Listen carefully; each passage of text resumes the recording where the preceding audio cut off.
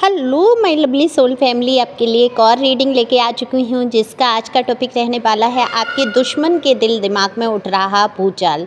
बने फिर रहे हैं भोकाल, तो देखते हैं क्या है ऐसा जो कि इनके दिमाग में भूचाल मच रहा है और ये कौन से वाले आपके दुश्मन हैं।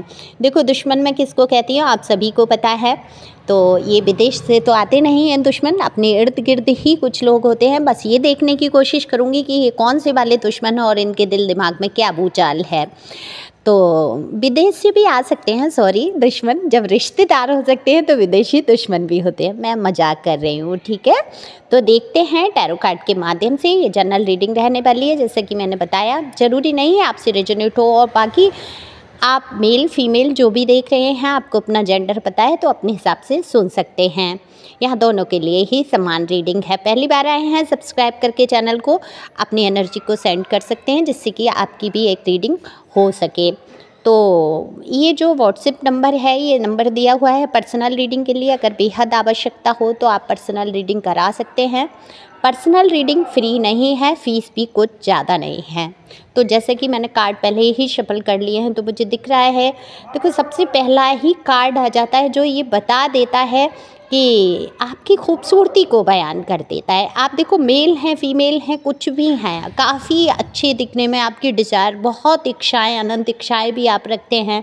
पैसों की भी कुछ ऐसी कमी तंगी नहीं मुझे दिख रही है।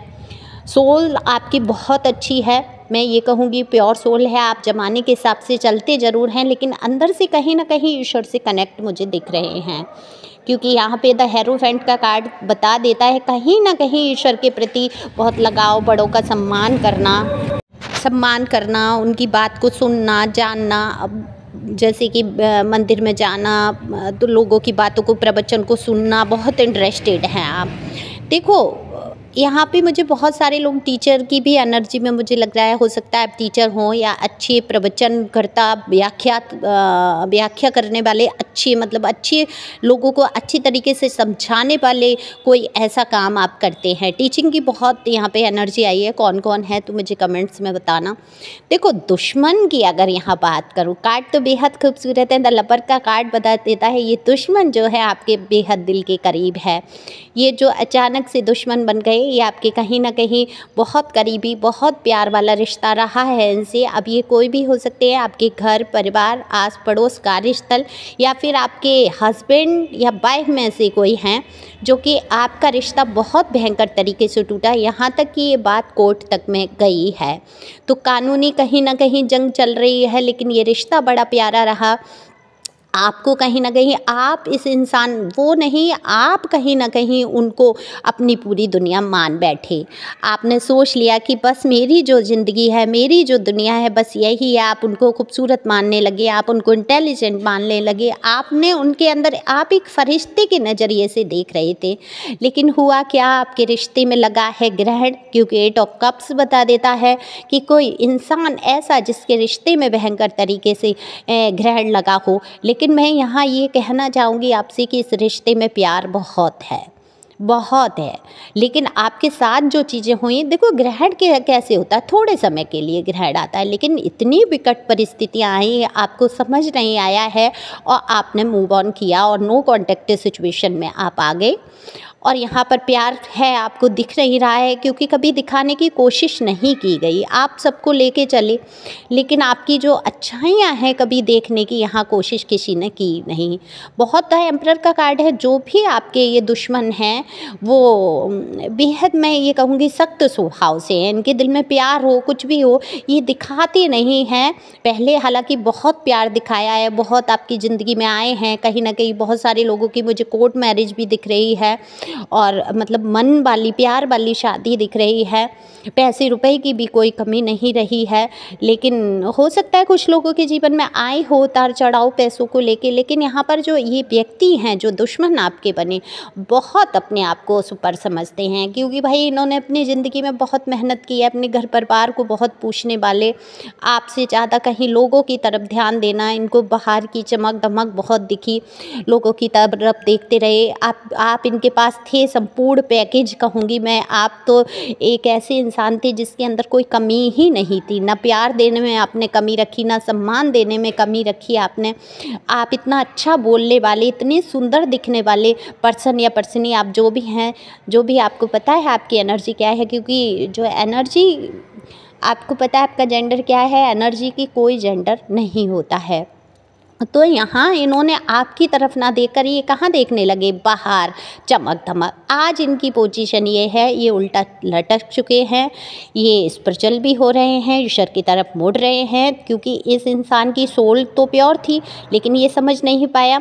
ये गए थर्ड पार्टी में। ये देखो मेल फीमेल यहाँ दोनों की बात हो रही है। कोई मुझे ये कमेंट्स नहीं करेगा कि दीदी आप तो फीमेल की ही पक्ष करते हैं। नहीं, यहाँ में जो भी आपके साथी हैं वो बिल्कुल बहुत प्योर सोल रहे, लेकिन वो समझ नहीं पाए। अब जाके कहीं ना कहीं आध्यात्मिक के प्रति झुकाव महसूस कर रहे हैं, झुक रहे हैं। थर्ड पार्टी आपके जीवन में आई और इन्होंने बहुत सेलिब्रेशन किया, आपको बहुत दुख पहुंचा इस चीज़ से, लेकिन यहाँ इमोशनल तौर पे आपसे बहुत अटैच हैं। बहुत मुझे यहाँ पे लगाव, आप लोगों की फीलिंग एक दूसरे से जुड़ी हुई। हालांकि थर्ड पार्टी में रहे। अब एक खुशखबरी का कार्ड ये मैं बता देती हूँ कि ये थर्ड पार्टी में ज़रूर गए, इन्होंने सेलिब्रेशन ज़रूर किया, लेकिन आज भी आपके लिए इनके दिल में बेहद प्यार है। तो आपको चुनते हुए मुझे नज़र आ रहे हैं। जिसकी भी देखो थर्ड पार्टी सिचुएशन है, ये जो दुश्मन है, इनके दिल दिमाग में भूचाल उठा हुआ है, क्योंकि आपने डिसीजन ले लिया है, इनसे अलग होने का निर्णय किया है, आपने मुंह फेरा है, इस रिश्ते में कहीं ना कहीं ग्रहण लगा है और आप इनसे दूर हुए हैं। और तब इनको जाकर इनके दिल दिमाग में जो है घबराहट, एक इनको लगा कि आप पूरी तरीके से आप दूर हो जाएंगे। तो ये आपको चुनते हुए नज़र आ रहे हैं, क्योंकि आपके लिए है ढेर सारी फीलिंग्स, क्योंकि अच्छा समय आने वाला है। फिर भी मैं आपसे कहूँगी कि जो भी धोखेबाजी, इनको शायद आपके पार्टनर हैं या जो भी हैं मेल फीमेल, उनको ऐसा लग रहा है आप कहीं ना कहीं उनको धोखा दे रहे हैं। हालांकि इन्होंने आपके साथ बहुत धोखे किए हैं। मैं कार्ड और निकाल लेती हूँ, थोड़ा सा देखती हूँ, क्लियर करती हूँ इस चीज़ को कि उनको क्यों लग रहा है कि आपने धोखेबाजी की है। तो